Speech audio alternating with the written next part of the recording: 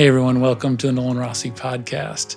Today, I've got this conversation with Gazit Chaya, who I've been working with very specifically around a type of nervous system work called Safe and Sound Protocol, or SSP. Now, I became aware of SSP about a year ago, and I became really curious about how this might improve my relationship with my body. In this conversation, Z shares with me about how they came to this work and what it meant to their own life. Now, I was reaching out for a type of nervous system work to support my entire well-being, my mental health, my physical well-being. But I also knew that this would be coinciding with this 90-day opportunity where I'm working with my body in a new way and doing this sort of body and whole life transformation.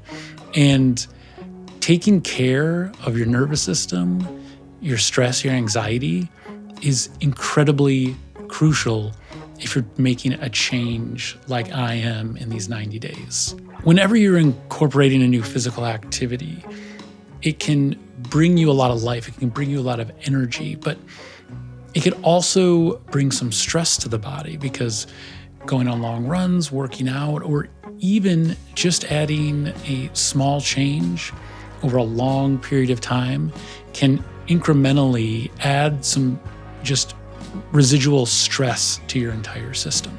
And so as I'm coming to the close of this 90-day period where I have maintained a calorie deficit and I've continued a fairly rigorous physical habit, I'm starting to feel the stresses on my body. Cortisol levels can come up, anxiety and stresses can just start to reveal themselves because you are asking your body to continue on a pace and a habit that does create strain. And this is why this nervous system work, this SSP, has been so helpful because not only is it supporting me and perhaps giving me a bit more capacity to hold this time, but it's bringing online an awareness, a sort of consciousness about what's going on in my body in a new way that I don't think I've ever had before. And in our conversation, we spent a lot of time talking about how this sort of work activates this sort of latent body system that many of us, I know I, was largely unaware of. So I'm really excited to present this conversation to you. I know you're going to get a lot out of it, so here it is. So I think it was about 2 years ago that I first heard the term nervous system work. And it's funny because I heard the term and I was like, I think I know what this is about. I had heard descriptions of the central nervous system and what that might relate in terms of stress and anxiety. But it was actually like this this kind of like teaser where it like pulled me into this world that has since helped me understand and kind of visualize like my whole self in an entirely new way. And so maybe on the starting point, because I think this might be a new term for some people or a new way to look at it, when you're talking about nervous system work, how do you begin to describe it to people? Yeah. So it's a phrase that still doesn't have much meaning to most folks.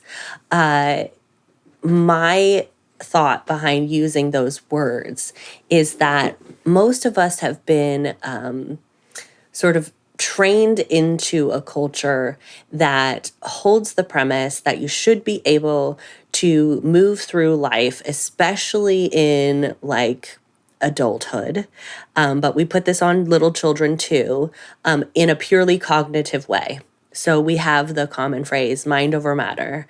And it's sort of this like mind over body type of culture that we live in. You know, if you are old enough to go to preschool, then you're pretty much expected to be able to follow directions, even if your body wants to do something different. So you're going to sit still, even if you want to move. You're going to hold your pee, even if you need to go to the bathroom. You're going to eat something that you don't like. You're going to not eat, even if you're hungry. You're going to go to sleep, even if you're not tired, and you're going to wake up, even if if you're exhausted. And you are going to do all of that with a smile on your face. And if you don't, then it's a character flaw. And we're going to look down on you. And we're going to either call you a bad guy or a crazy guy or a weak or sick person, right? And for those of us, which is sort of how I came into this, those of us who are highly sensitive or neurodivergent in any way, who are far less able to pull off this mind over body way of living, we flunk out of that system a lot earlier and a lot more dramatically. And it can leave us feeling really pretty tortured because we're sincere and we're trying and we want to do the right thing. And we look around us at the people who are pulling it off and we are desperate to try to be able to do that. And we just can't get our bodies to do it. The nervous system work allows us to finally understand that the body has a design that's 500 million years old, that is autonomic, meaning it's automatic. We can't control it. It's like the heartbeat. It is happening without our conscious awareness. And that physical mechanism is guiding more of our behavior than we're aware of.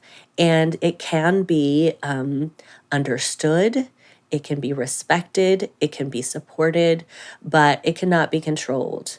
And that is what we learn in nervous system work, is how to support and respect and understand our nervous system, how to support and understand and respect the nervous systems of the people around us, and how to acknowledge that when someone is in a defense state, what most people know as fight, flight, or freeze, they're offline in terms of their cognition, they're innocent, they are just like alligators. And in the same way that if an alligator bit me, I wouldn't think the alligator had bad character or needed to do some, dialogue. I wouldn't ask a alligator to talk it through with me. I can start to understand and recognize when I'm in an alligator state, when the people around me are in alligator states, and I can use that as information to then eventually unravel what brought me into that alligator state. So it's really an opportunity to create a foundation that opens us up to be able to do some of the deep work around behavioral change or understanding our thoughts and our emotions that a lot of us have been taught to take straight to cognitive behavioral therapy. And that animal body often will shut people down before they can do the real good self-inquiry work cognitively. And so this nervous system work is a bridge or a foundation towards being able to do the real self-inquiry work that we're all looking to do, to be able to sort through those early rules that we were given and realign and define what rules we want to live by in our adult life coming out of that. Okay, you already mentioned some terms I think a lot of people are familiar with, but I'd love to zoom in on, and that's the classic fight, flight, or freeze. I've heard people talk about fawn as well. Can you explain a little bit more about these modes and maybe what's going on when these things get enacted inside of us? So in every body, there is two mechanisms. One is called the sympathetic chain, and it's in just below the brainstem, along the spinal cord. And another is called the vagus nerve, and it's up front, and it connects down from the brainstem alongside the neck, connects in with the heart and lungs, all of the organs, and the digestive system, both the large and small intestine. And so these two mechanisms work together to act as the gas pedal and the brake pedal of our bodies, our animal bodies, as we move through space and time. And what they're reacting to are cues of safety or danger. And so, what is typically called the fight flight response is when that sympathetic chain activates with a gas pedal to say, we've perceived danger. We think that that danger is about the same power level as us, or we might be a little bit more powerful than it. When it's about the same, we're going to decide I could either fight or I could run away. I'm going to put the gas pedal on to give me energy to do that. When it's that we're a little bit more powerful, we're more likely to fight, which is why you see a lot of adults being aggressive with children and then passive with adults. It's because of that power perception. So the sympathetic chain gives us that gas pedal. It mobilizes us to be able to have a faster heartbeat, to flush out our digestive tract so that we're lighter, so that we can run or fight more effectively. So we might see diarrhea. We're going to see temperature increase. So we might get hot. We're going to get jittery because there's a lot of adrenaline running through and cortisol. We're also gonna sometimes feel good in that state because there's dopamine that comes with the cortisol. And that mechanism is there for when we sense danger that we think is pretty much at our level or we're more powerful than it, and we're going to go ahead and either attack the enemy or run away from it. So that's the fight flight. And lots of folks will describe that as panic or anxiety or hypervigilance or aggression, any of those, or out of control or freak out. Those are all words that people tend to associate with the physiological mechanism that's triggered by the sympathetic chain. And that's a part of the autonomic nervous system. It's unconscious and happens based on cues of danger that are perceived through scanning the environment with our senses, scanning social cues from other people. So we're looking for grimaces or tone of voice that might be threatening, or facial expressions that indicate anger or any kind of upset. So it's an external scanning and then an internal scanning. So we're scanning for any kind of nutrient deficiency or breakdown of organ function, anything like that. So at all times, the autonomic nervous system is scanning about 2 million bits of information per second, internally, externally. And it's cross-referencing all of that information with everything that has occurred in our personal life since conception, but then also, according to epigenetics, at least 7 generations back. And then there's folks that would, I personally think it's like Akashic record level scanning, that it's just a massive database and it's looking for matches. And so it may be a match that's like 3 generations back that we have no idea what that match is. It could be that like my great-great-grandpa died while eating a chip and now I eat a chip and I have a panic. It doesn't have to make sense. We don't have to know why it's happening, but we can learn how to support it when it happens. So that's fight flight. And then the freeze fawn is a part of the dorsal mechanism, which is like the brake pedal of the autonomic nervous system. And that is triggered by the vagus nerve. And so you might see people all over the internet now talking about vagal exercises. And they're basically learning how to consciously initiate that brake pedal response. The dorsal response can go 2 ways. If you're feeling safe, the dorsal can bring us to what a lot of people know as rest and digest, which is the mechanism that just sort of does regular maintenance and upkeep to all those heart, lungs, organs, intestines. And when we're under threat, when the threat is perceived as more powerful than us, we go into a freeze or a fawn, which is that dorsal shutdown. The freeze is when we are just plain dead.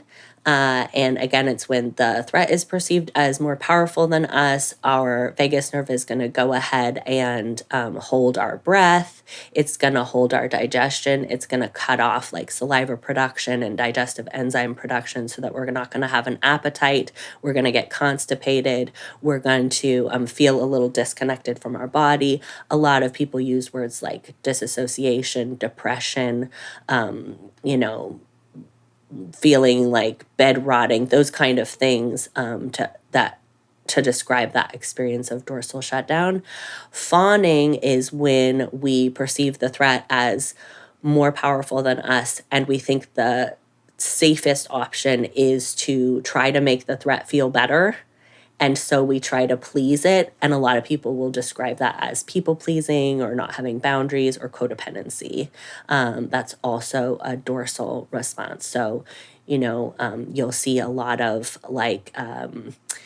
sort of going through the motions, feeling more oriented to other people's feelings than your own, feeling connected to a role rather than your unique experience. So you sort of only feel connected to yourself when you're performing a role of service to someone else, those kind of things.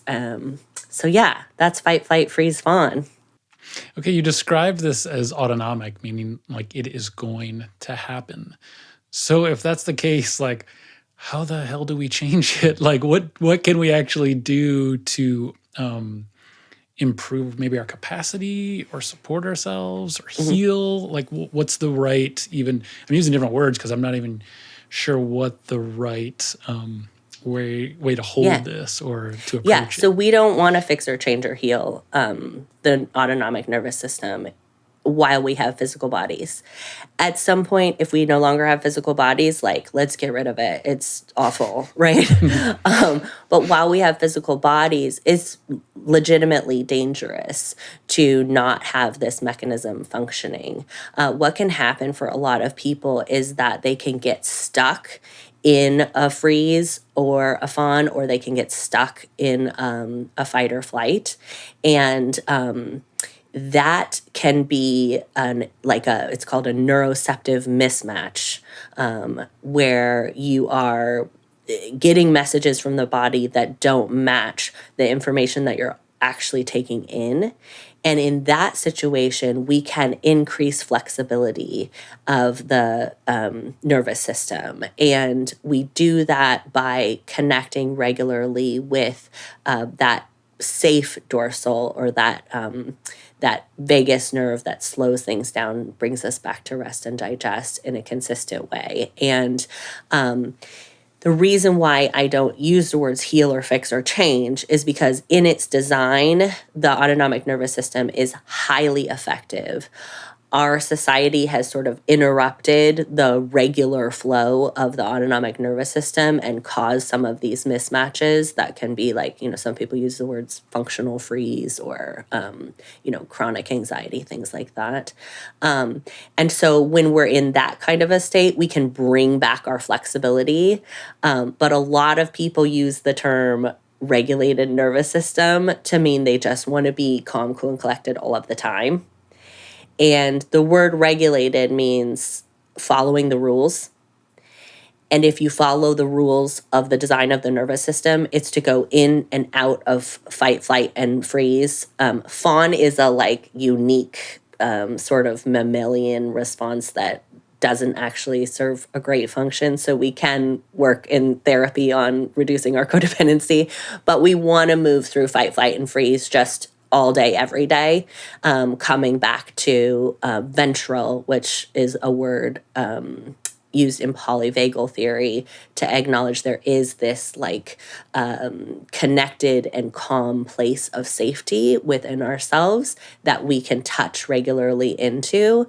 And so on any given day, like you and I who have kids, we might go into sympathetic to get everybody up, a little bit of fight flight to get everybody up and moving in the morning and out the door. And then we might go into a touch into ventral, do a little walk or meditation function on our own and then go into a little bit of freeze when we have, say a bunch of laundry to fold and we don't want to, and we know it's just got to get done. So we disassociate and listen to 3 podcasts to get it. Then we go back into sympathetic to get everybody off the bus and organize and get a snack and get your homework done and get your stuff ready for lacrosse. And then we're going to go back into, touch in with ventral when we're sitting in the parking lot waiting and we read a book and journal for a minute, so it's just going to be that all day, every day. And in a system that has a lot of supports and resources that is sustainable.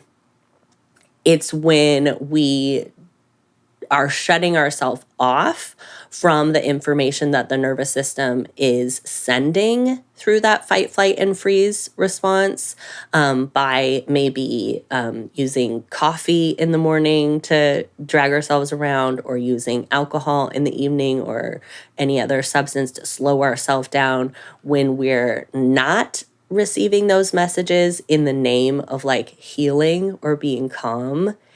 That actually will get us back into one of those stuck places. So my perspective is that the nervous system is doing its job whenever I feel fight, flight, freeze, or fawn. It's just giving me information. And that information is incredibly valuable. And when I talk about increasing my capacity, I'm increasing my capacity to receive and understand that information, and to have the wherewithal to explore that information. Most of us, when we have limited capacity, are playing whack-a-mole with our nervous system. We're just shut up, calm down, stop it. No, I don't want to hear it. Go away, all day, every day. And then it just gets louder because it wants us to be integrated and to be able to receive the information that it's sending. I like what you said about exploring, because if I rewind even 5 years ago, before I had even heard of nervous system work, I remember my first type of panic attack that was surrounding being a parent, and just feeling overwhelmed and feeling those body responses, those body communications of feeling hot.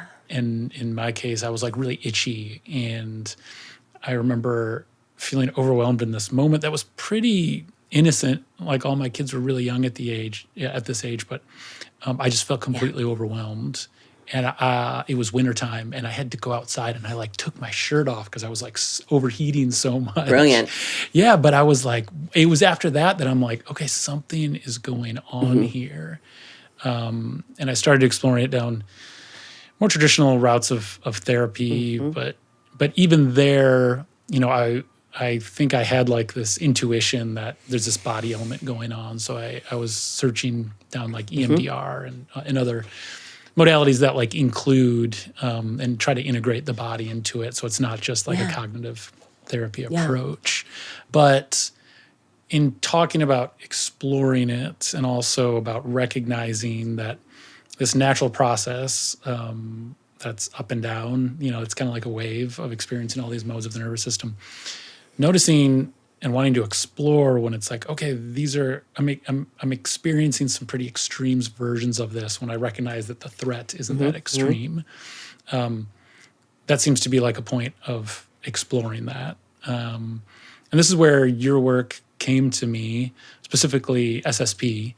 And so I was wondering if you could explain about this particular version of nervous system work. I don't even know if you want to use that term, or how it works, and what it's like. Cool. So Stephen Porges came up with the polyvagal theory, which basically is that idea of the gas pedal and the brake pedal, and understanding the vagus nerve and the autonomic nervous system.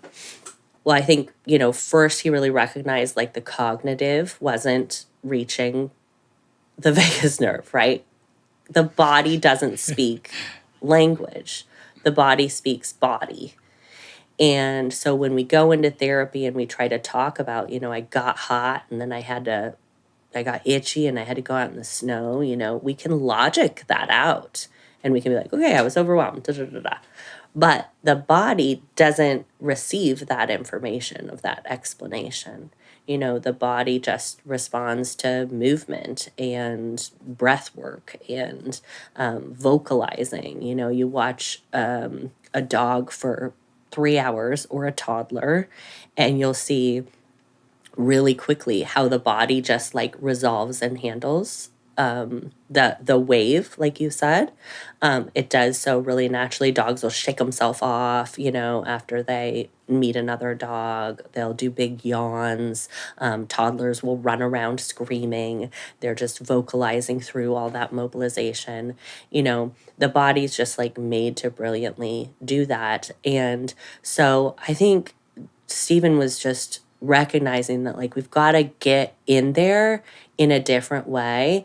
And EMDR is a good example of they use the visual system, because basically the nervous system responds to sensory information most significantly. That's what it's paying a lot of attention to. So it doesn't matter if we go in through vision, if we go in through auditory, if we go in through, some of the somatic practices, somatic experiencings about like movement. And you can go in through touch, you can go in through, if they could come up with a taste one, great.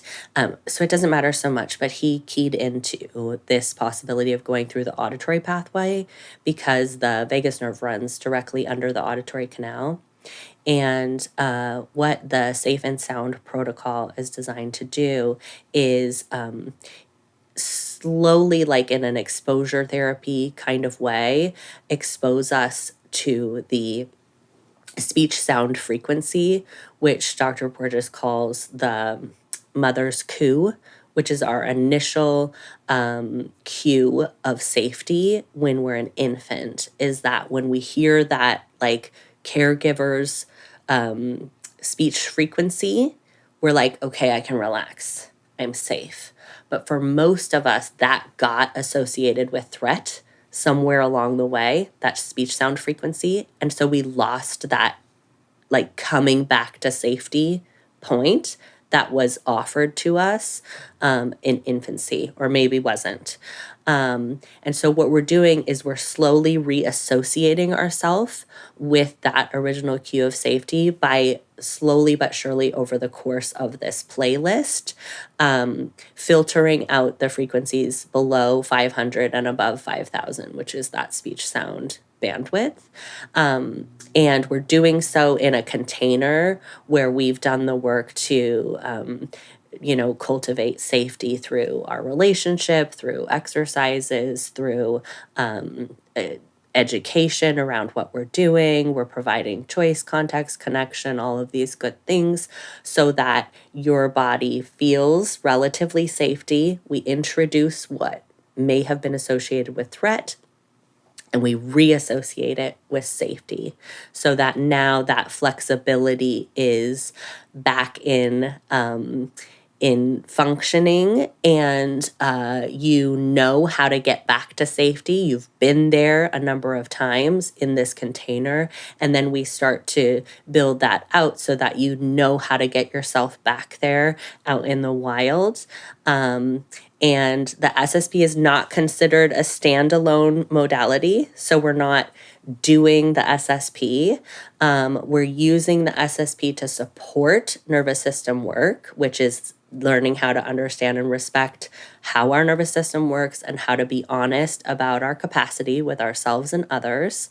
The SSP supports that well. It's like walking through the airport versus being on a moving sidewalk. It gives us a little traction. It's really nice because it's non-cognitive. We can't get in there and interrupt it.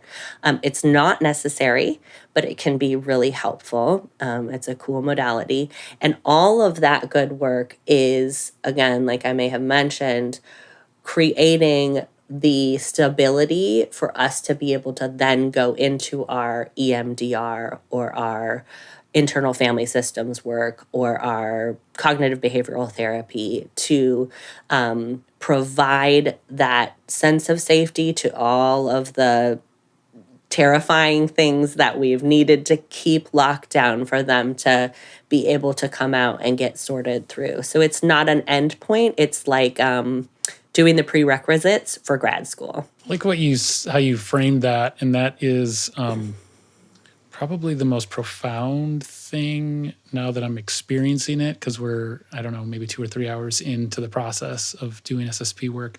I think I assumed that by doing this work, I would have a more like Zen-like state, that I could, be unaffected. Exactly. Yeah. That somehow I would be more at peace and be okay with more, stressful situations. And yet it's actually making me more aware of how often I've been stopping myself from allowing these natural systems to take place. And by doing this work, I'm actually allowing myself to feel those things, to experience those things, and then I can be curious about them and kind of stand beside them in an entirely different way that I haven't before. And that's what's been so revolutionary about this process for me in terms of experience, is that it's just such a different shift of how I thought and experienced this world before. I'm so grateful. Yeah, it takes a lot of willingness and openness and courage to get back in touch with the body, especially in a world where we have been trained out of that, that the wildness of ourselves is something to be hidden and controlled. And that, that comes from a legacy of all sorts of things, colonization and white supremacy. And we've inherited that. And it makes sense, especially we've inherited it even through, the spiritual realm, that even we would associate Zen with being, checked out or disconnected from our animal bodies, which is not what Zen offers ultimately. There's Zen Buddhists who lit themselves on fire during the Vietnam War. There's big feelings that are embraced in that tradition. But, it's scary to push against the system in the way that says, I'm going to open up connection with every part of me, and it's going to get messy for a little while, and I may not be able to do the program in the way that I could before, and that has legitimate consequences for a lot of us. So it's not, not something I would ask of anyone to do until they felt ready and willing to live according to, their sovereignty rather than the external authority, knowing that then you don't get some of the resources and securities that the external authority has been offering you. Yeah, approaching things this way is antithetical to a lot of the systems that we participate in, where we exist, often where we have to exist, whether it be a job, or a school system or a social structure. So it's a big task to enter into this type of work, because it'll probably ask you to shift a lot of things in your life, and you've got to be, I think, open, to at least look at those things, and that can be challenging. It sure can, depending on the pace of life or where you're at or what the circumstances are. So I get why, a lot of people just, put their head down and power through it as the for good goes, reasons. Yeah. And, something that's really important to me is to acknowledge that for vast majority of the population, it's not realistic to be able to respond to your body's needs all of the time, or to expect that others are going to allow you to do that or respect that you do that. A lot of folks are in legitimately threatening environments, and it is in their best interest to respond to their nervous system and disassociate a bit, or, as you said, keep their head down. That is a mechanism that we evolved to have because it does keep us safe when the threat is more powerful than us. And, as we navigate all sorts of systems that are going through it right now, I would never ask someone to push against a threat that feels more powerful than them just to prove that they're listening to their nervous system. That's not what this is about. It's recognizing capacity above all else, that I could have the knowledge that I am a worthy, beautiful, blameless animal who deserves to be, cared for and respected and nourished and understood. And I could be in a situation where that threat is really scaring me. And I can consciously use the mechanism that I was given to say, I'm going to protect myself right now. I'm going to run away. Or I'm going to protect myself. I'm going to check out. And that can be something that, the SSP is not for everyone, but nervous system work is for everyone, because no matter what your circumstances is, no matter how external authority oriented you are, you can give yourself tools of distress tolerance and tools of nervous system support through nervous system exercises that are free and available to us all at any point. That could look like, when I was working in the school district, which is a super external authority world, I learned how to say in the middle of a meeting where I was really moving towards a panic attack, I'm having some digestive upset and I'm going to need to take a restroom break and I may be out of this meeting for the next 5-10 minutes. And I would go to the bathroom and I put some cold water on my wrist, put some cold water on my face, give myself some breath work and permission to stay in there for as long as I wanted, and then come back. I've thus far never had somebody say I couldn't go to the bathroom. So that is one of the best strategies I have found. But, that could look like in a parenting situation where you're a single parent and you have very limited resources, that you put a screen on for your kids and you, again, go into the bathroom and put some cold water. It's going to look different for everybody, but being able to acknowledge our capacity and then support ourselves in whatever little ways that we can can make a huge difference in anybody's circumstance. I'd love to shift the conversation now a little bit to ask you how you found this work or these resources and what it meant to you. It's such a sad story, but it's one of those you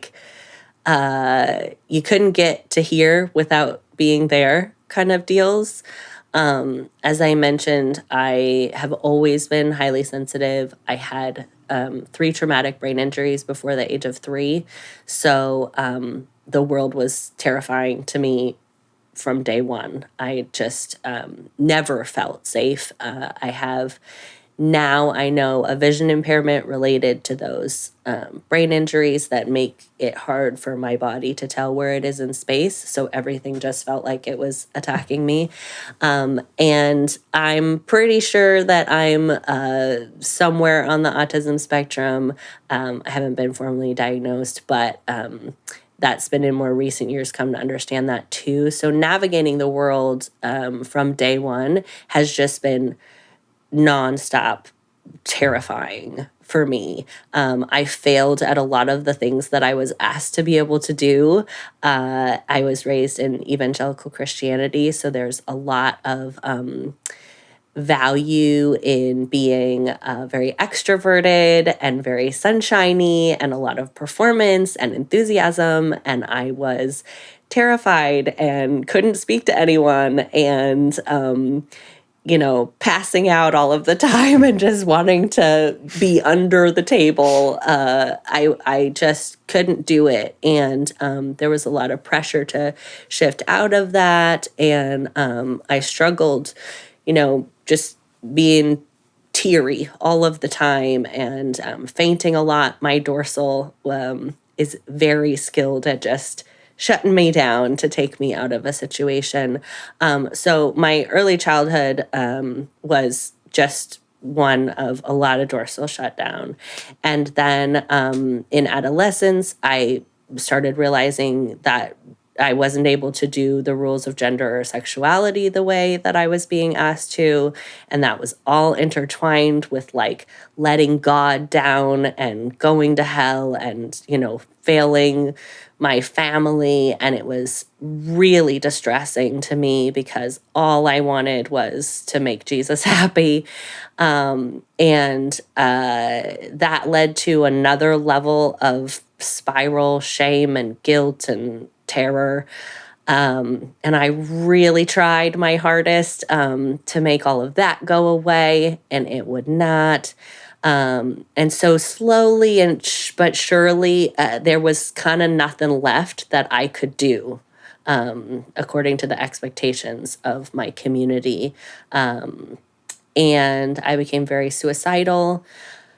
I had a severe eating disorder, and I was just a wreck and ended up overdosing after trying to come out to a family member and, being directed towards conversion therapy. And I just didn't want to keep letting everybody down. So I thought it would be better, to not be here. But then I woke up and it did not work.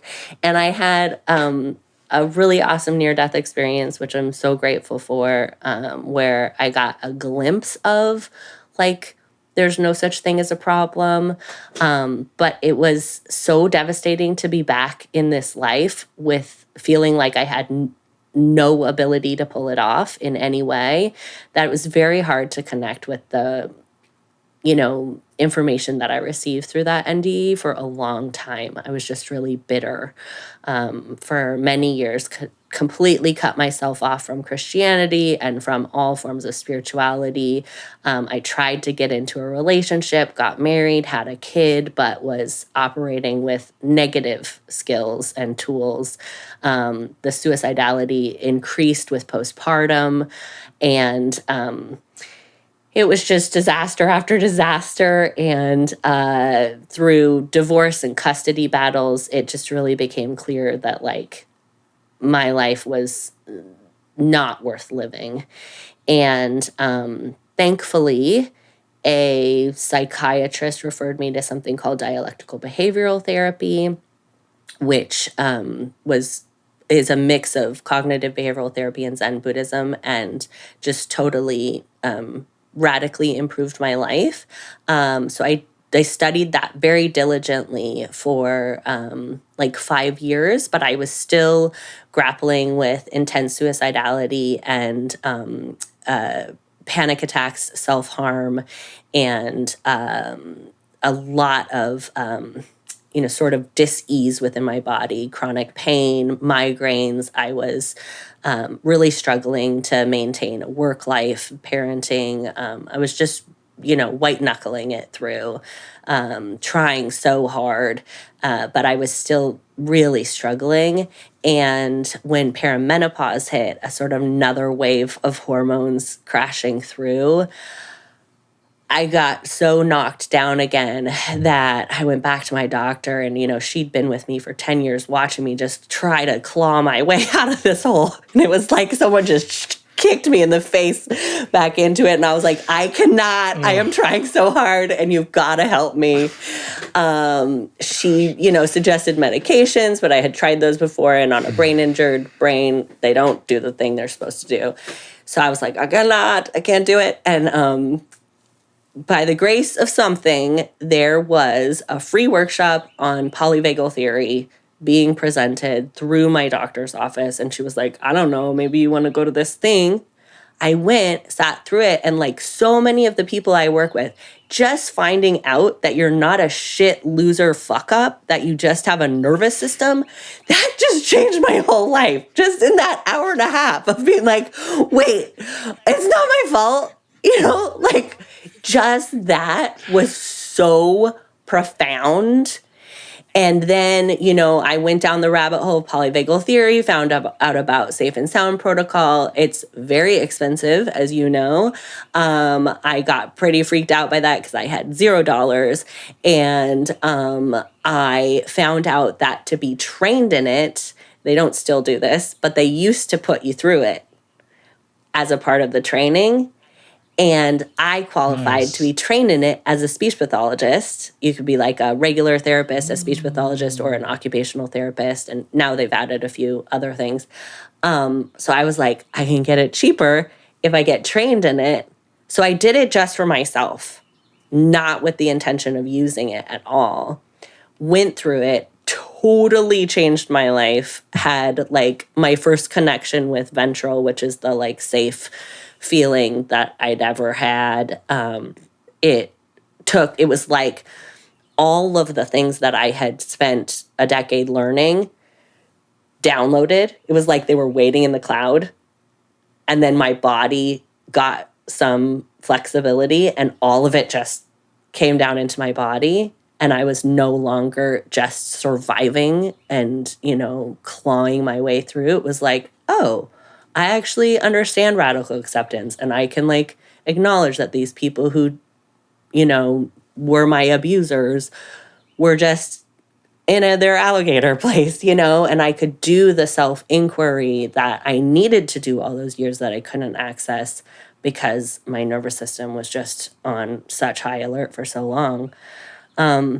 And so, I went through it once and then I went through it a second time and I was like, this is just amazing. And I was working in public schools with kids.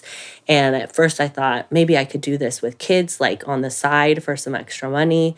But I found very quickly that it's really hard for parents to allow their children to connect with their bodies because then they don't listen to external authority.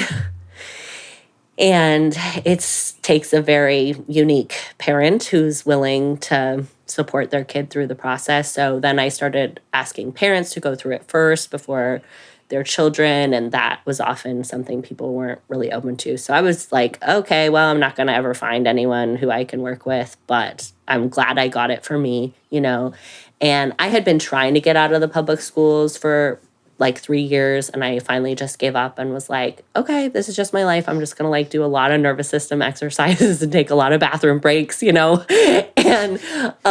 make the best of it. And as soon as I said that and decided, because you pay monthly to have access to the SSP platform, and you have to pay like per person, whatever. So I'd been paying that for 2 years, and I decided, okay, I'm going to let it go. I'm not going to pay for it anymore. I'm going to give up on this.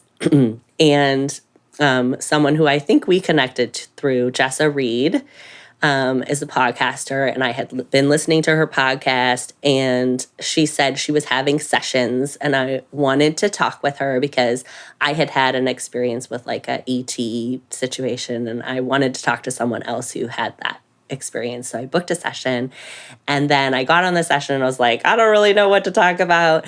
And she was like, oh yeah, a lot of people have social anxiety. I do. And I think maybe I have autism, and I've been thinking maybe I want to do something about it. And I was like, well, I'm certified in this thing that supports that exactly. And I just decided I'm not going to pay for it anymore. So I'd love someone to get use of it. Why don't I do it before it runs out for you for free?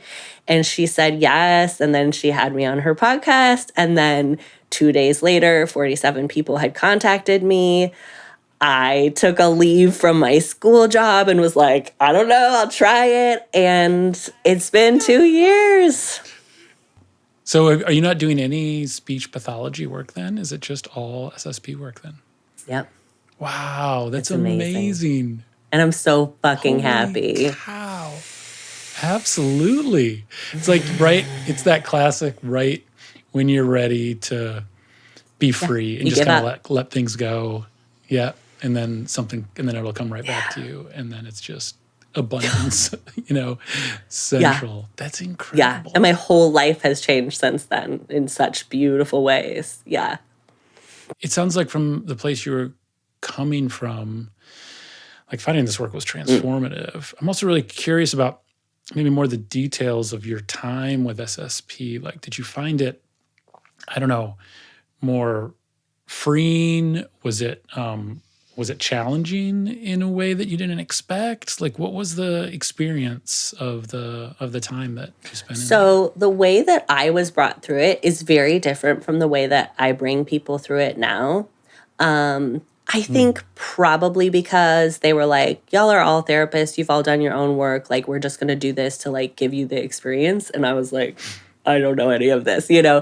They're like, let it rip. Yes, Let's just yes. go. Marathon listening session. Exactly. So we went really quickly, and I think that's probably why I benefited from a second round. Like most people wouldn't need a second round, but I really did. I think because the first time I just sort of like whooshed me through it, and I didn't know what was happening, and I was still pretty disassociated as a person. So I think I was just like, all right, music, let's do it, you know? But I didn't notice so much like challenging or fears come up or like dysregulation come up. But where I really noticed that something had changed was after finishing the 5 hours, I was at a soccer game where I, will see my kid's other mom. And I have a lot of fear around being around her. Sort of like, your classic like divorce and co-parenting, it's very challenging. So I was used to how that felt. So like sort of I was used to feeling my body brace as I walked into the soccer game, not being able to make eye contact, a very like dorsal response basically. So I was very familiar with how that felt. I wouldn't have been able to describe it to you as such, but that was my norm for how I felt around seeing her. And like a few days after finishing hour 5, I walked into the gym and I saw her. And before I could even notice what was happening, I heard myself. It was like it was watching myself go, hey. And I was like, what the fuck just happened? Like I felt my animal body recognize her animal body and be like, hello, animal. And it was like, what just happened? It was so startling that I was like, oh my gosh, I actually felt safe. And that's what co-regulation is. It's when I feel safe and you feel safe and we're like, hi. And most of us are in some sort of a defense state anytime we interact with other humans. And to feel that like open-heartedness of like, hello, fellow animal. Total present moment. Like this hello has no information about everything that's happened in the past or everything I'm terrified you're going to do to me in the future. It just was like a puppy meeting another puppy. And it felt so good. It still makes me emotional. It just happened 2 days ago. She came to pick up my kid, and there's always a something. And she came to the door, and I went, hey. And I was like, it's like, oh my gosh, oh my gosh, oh my gosh, oh my gosh, this is so fucking cool. Yeah, what you're talking about is what the language of nervous system work started to open me up to. Like, how would I describe it? Like, in the same way that you could ask me how am I doing, and I can say, oh, my neck is hurting right now. It's like I understand like there's a system going on that like something is happening right here. It's part of my whole body, but I also can identify it and stand outside of it. So I'm not just like an asshole because my back hurts, The language of nervous system work was like, oh, there is like this other dimension, there's other body system in me that I didn't realize was at play. Mm-hmm. And I can look at that and work with it and relate to it in a very similar way.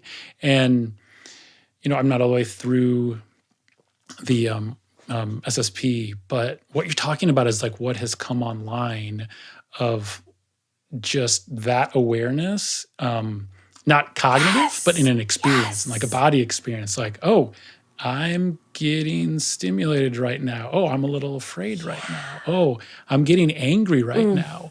And it's like you're able to witness that and not, be in the passenger seat to it necessarily, but also not feel like you got to grab the wheel and like fix it because you don't want the angry guy to take control of the vehicle. It's like this very new experience of just noticing that there's this other system, this other part of me that is at play, that's always been at play. And I've just been taught, or maybe just never had the information to consider that it's there and part of my experience. Yeah. It's so beautiful to be able to have the wherewithal to witness what's happening and recognize, oh, this is a physiological system that's just in operation mode right now. And that little bit of distance, I think that's where the capacity is. It's like the recognition of, oh, okay, that's why this is happening. The flip can happen too when I get an email and my stomach drops out. And then I get to go, oh, okay. Do you want to wait to read that email until you're in your next therapy session? Which is what I did this past week when I got one of those. And I was like, yeah, I do want to wait until I'm in my next therapy session, And then I get to use co-regulation to be like, I'm too scared right now to do this alone. Will you sit with me? And can we do it together? And that's what the body, is designed to do. It's all information. And that information ultimately is our friend. Anxiety is helpful. We don't want to tell anxiety to go away. We want to ask it, what are you here to tell me? It's like if the 911 people answered the phone and said, okay, sir, I can hear that you're really upset. Can you do some deep breathing? And then once you calm down, they say, okay, thanks so much. Have a nice day. Right? It's like, no, what were you calling about? Like, I may ask you to calm down so that I can hear you. But once you calm down, I want to hear you. So you don't have to call me back. So if someone wants to work with you, what does that look like? I know you said nervous system work is for everyone, but you also talked about some of the, constraints or just like space that you might need to get into SSP. Yeah. So is there like someone that's a good candidate, or how do you know when someone's ready for this sort of work? So that question is not something I could answer like super easily to apply to everyone. There are a few things that would disqualify you from SSP. Given within that, there's always a conversation to be had with the SSP. Specifically, ringing in the ears can be made worse. They don't understand why. People in active suicidality, it's not recommended. People in experiencing active psychosis or extreme disassociation, it's not recommended for. So if you're in more of a distress, a pretty chronic distress state, or you have ringing in the ears, I would recommend accessing something like dialectical behavioral therapy first, which is sort of get you the groundwork of distress tolerance and emotion regulation. For people with ringing in the ears that are, not in one of those active distress points, I would offer nervous system education and coaching. And that looks like everything that we do, just without the listening. So that's available to folks who have ringing in the ears, or there's, some like significant, maybe neurological or autonomic difficulties that, heart irregularities or things like that we might be more cautious about offering the SSP to. And we can do the nervous system education and coaching around those things. So I would say there's sort of a tier of people that might benefit from something like a dialectical behavioral therapy first. And then there's a tier of folks that, would benefit from nervous system work, but may not be able to access the SSP. And then there's the folks that might be able to access the SSP. And it can be, like I said, that moving sidewalk that gets you a little further along. Other limitations might be financial or time limitations. It's a significant financial commitment because it requires a one-on-one session. Which is a limitation to it in order to really respond to your nervous system's messages. We can't do it in a group setting, and we can't have people do it alone because there's not that support and container to make sure that they're not pushing past those signals and pushing themselves towards psychosis or catatonic states. You can find in this world SSP providers who are letting folks listen alone. I've unfortunately received clients who come after that experience and have gone into mania or significant disassociation. It can be very dangerous. And so, that stress around money can make providers want to give it to people without the level of support that is expected according to the training. So I would caution anyone from jumping into it on their own. So for whatever reason, if time, finances, physical conditions are a limitation, then there are lots of other options. Again, one-on-one work is a huge privilege and you can move more quickly through something because it's catered exactly to you, but not everybody has that opportunity. And not everybody may be ready to jump into that. They may be sort of unsure and want to get a taste of it first. So I have an online course that I have an introductory online course that's pretty short and sweet. You could do it in one weekend, just get you a taste of the concepts. And then I have a longer course that's got more than 50 videos and journals and meditations. They're pay what you want right now because the world is just experiencing a lot of distress and I want to offer whatever I can.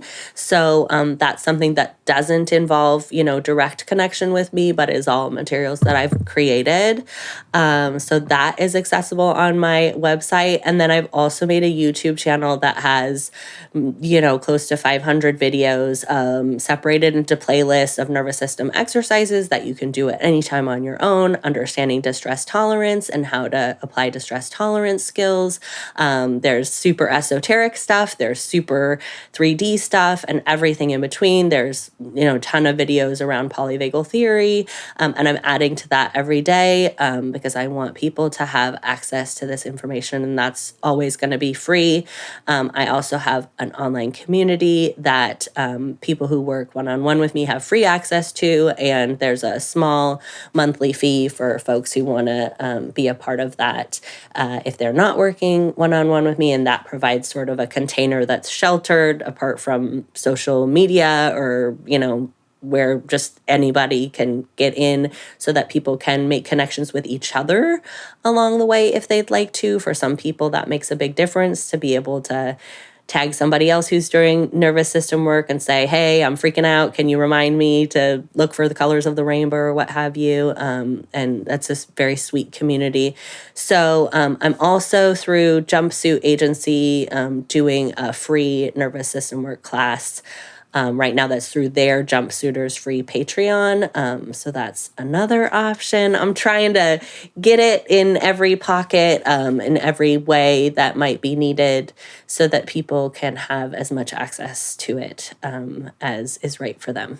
Yeah, there's so many options that you just listed, plenty to take advantage of if you're curious about this. I want to say two things after what you said. I think the first one is to also point out, correct me if I'm wrong, but once you start SSP, it's best practices to stay consistent with it, correct? Yeah. yeah, that's great to acknowledge. So if we take more than 4 weeks of a break before finishing the full 5 hours, which is just broken up according to your nervous system, so it's not like 5 sessions, it can be any number of sessions. If we take more than 4 weeks, we got to backtrack to the beginning. So I really ask that people, knowing that life throws us curveballs, know that they're ready for 6 to 18 months of doing this work, either every week or every other week. The SSP is designed to be completed. And obviously, like I said, life happens. So there's not a danger to ending it before completion, but you're not going to get the full benefit. Yeah, the other thing I want to mention too is when you brought up, the kind of like worst case scenarios of like mania or like, I remember going on Reddit and reading some people's experience, and there were some real experiences that people were having with this that made me pause, because I'm like, wait, could that happen to me? Do I want to actually do something that could enact, a worse outcome than whatever I may be experiencing now? But maybe just to give a flip side to that is that I've never experienced any sort of extreme reaction in any of the sessions that I've had. So I don't know if you like have percentages of like how often that might happen, or like what sort of individual might be prone to severe experience like that. But once I got into it and experienced it, all those like fears dissipated for me, and I was like, no, this is great. This is helping me. This is opening me up to a beautiful, new way of experiencing life. I'm so glad. And I would say on the spectrum of providers, I am on the super conservative end. So because I come from a life where I was, at risk of going off an edge for decades, I am extremely cautious to not bring somebody to that edge. Now, something that I talk about with people at the beginning of the journey is that every nervous system is unique. And so even with exercising extreme caution, if there's something big that wants connection in you, it may come forward and ask for that connection once we start creating that container. And I want people to be open to either working alongside with a clinical psychologist or other mental health professional, or at least being open to being referred if and when that happens, because I am not a trained psychologist or behavioral health specialist. I'm trained as a speech pathologist, as a life coach, and as an SSP provider. But when we get into, real significant trauma that deserves skilled attention, I'm going to encourage folks to either, they can continue with me if they're willing to continue with another skilled behavioral health specialist that can really meet their needs. And there's been a time or two where that didn't feel like the right fit for someone, and where I went ahead and ended the relationship around SSP because I'm not willing to take someone to that place where it's really disrupting their life. And those are the folks that you'll read on Reddit. And like I said, I've had the privilege of working with a few folks who experienced that with other providers who either rushed them through or let them listen alone, and was able to take them slowly and safely through. But if we're brought into the deep end before we know how to swim, it can reinforce the lack of safety rather than create that connection with safety. And in terms of who's most vulnerable for that, it's listening alone is the biggie. That's the only data that Unite, the parent company, has on folks who went into a true psychosis, is folks who were listening alone. And then those who are more vulnerable in terms of being in an active, actively in and out of psychosis, actively in suicidality, actively in self-harm, having connection with in and out of reality. Those folks are more vulnerable, and there is a list of like precautions and contraindications that are given to us as providers. And if anyone is interested in that list, I can offer it to folks. And I have a intake process where I interview someone, I have a free interview consultation, have them fill out a pretty extensive questionnaire so that I can, with really, as much as my clinical judgment as I can offer, steer people towards the SSP, away from it, towards the nervous system work, away from it, towards DBT. A lot of people want to just do some listening and feel better. And that's very deceptive because it's not just music. It is messing with your physiology. And it's your physiology that can shut you down or freak you out. And so it's not just music. And that's why I'm real cautious about it. And that's why sometimes I will recommend that people not work with me, because I want to make sure that people are getting the level of support that matches their reality. Yeah, well, and having a facilitator like yourself that's attuned to that and aware is what not only makes this work safe, but also so impactful, as I've experienced. So I appreciate all the care and awareness that you've put into this and that you lived through in doing this work. Thank you.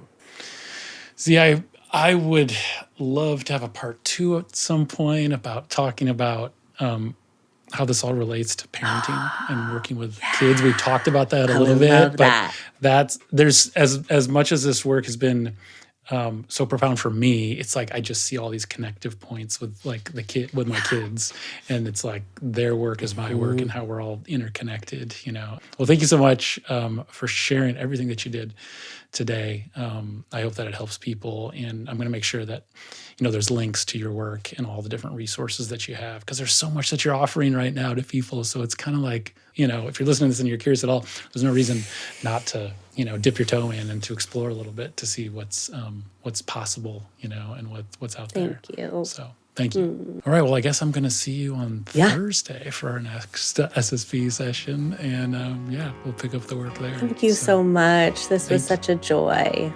All right, that's it. Thank you so much for listening to my conversation with Z. If you are interested in working with them, the links are going to be in the show notes and in the description on the YouTube channel.